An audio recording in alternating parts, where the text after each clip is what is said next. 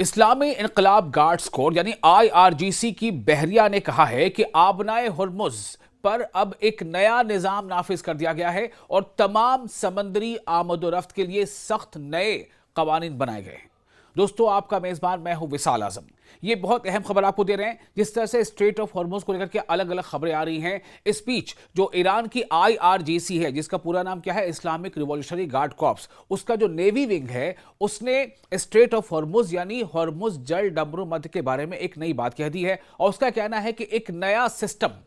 Implement کر دیا گیا ہے اور تمام سمندری آواجاہی کے لیے سخت نئے قانون بنائے گئے ہیں۔ ایک حالیہ جاری بیان میں IRGC کے نیوی کے کمانڈر نے کہا کہ تمام تجارتی جہاز، جتنے بھی ویاپارک جو جہاز ہیں، جو ویاپار سے جن کا رشتہ ناتا ہے، صرف ان راستوں سے گزر سکیں گے جو ایران کی طرف سے مقرر کیے گئے ہیں۔ جو راستے ایران کی طرف سے طے کیے گئے ہیں، انہی راستوں سے وہ تمام ایسے جہاز گزر سکیں گے جو کمرشل جہاز ہیں۔ اور اس بیان میں IRGC کے یہ بھی کہا گیا ہے کہ فوجی جہازوں کو اس اہم راستے سے گزرنے کی اجازت نہیں ہوگی۔ کوئی بھی ملٹری جہاز اس راستے سے نہیں گزر پائے گا، کیونکہ یہ علاقہ مکمل طور پر ایران کے کنٹرول میں ہے۔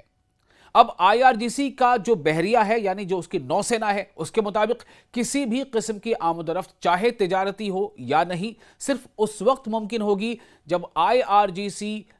نوسینا سے واضح اجازت حاصل کی جائے۔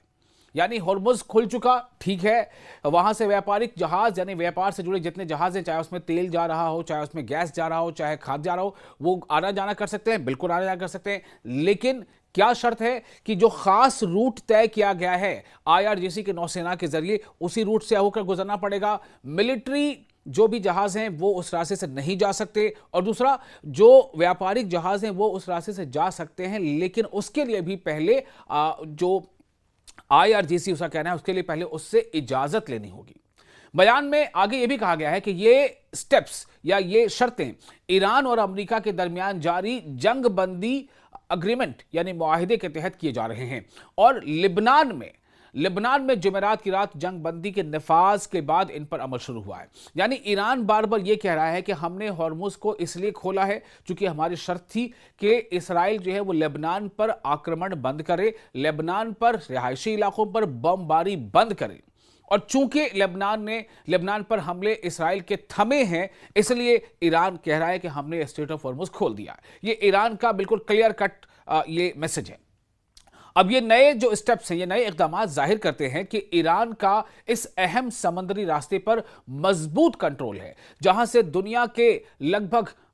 کا 5واں حصہ تیل کو گزرتا ہے۔ جتنے بھی تیل کی آمد و رفت ہوتی ہے، آواجاہی ہوتی ہے، اس کا 5واں حصہ اسی روٹ سے گزرتا ہے، اسٹریٹ آف ہرمز سے ہو کر۔ خاص طور پر امریکہ اور اسرائیل کے اتحاد کی طرف سے ایران کے خلاف 40 دن کی جنگ کے بعد یہ جو ہے اس کا کنٹرول، اب ایران کا کنٹرول اس اسٹریٹ آف ہرمز پہ ہے، وہ اس بات کا اعلان کر رہا ہے۔ اس سے پہلے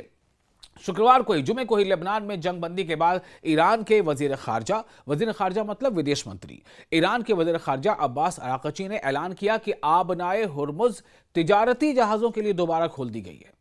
یعنی ویسے جہاز وہاں سے گزر سکتے ہیں جن کا ویاپار سے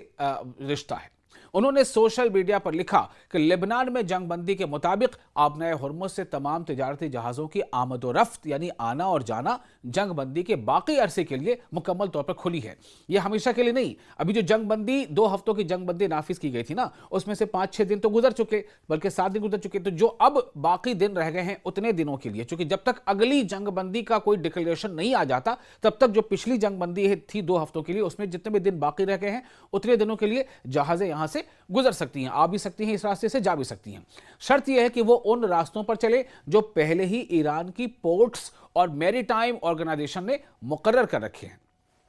فکس کر رکھتے ہیں۔ بعد میں جو ودیش منترالیہ کا جو دفتر ہے، اس کے پروکتا یعنی وزارت خارجہ کے ترجمان اسماعیل باقائی نے وضاحت کی کہ وزیر خارجہ کا بیان یعنی ایکسٹرنل افیئرز منسٹر کا بیان 8 اپریل کے جنگ بندی معاہدے کے مطابق ہے۔ 8 اپریل کے جنگ بندی کے معاہدے کے مطابق ہے۔ انہوں نے زور دیا کہ جہازوں کی آمد و رفت یعنی آنا اور جانا ایران کی طرف سے مقرر کردہ راستوں اور متعلقہ حکام کے ساتھ رابطے میں ہوگی۔ جو وہاں پر ایران IRGC کا جو نیوی جو کمانڈرز ہوں گے ان سے بات چیت کر کے اور تب وہ جہاز گزرے گا۔ اسٹریٹ آف ہرمز ایک اہم سمندری راستہ ہے جو خلیج فارس،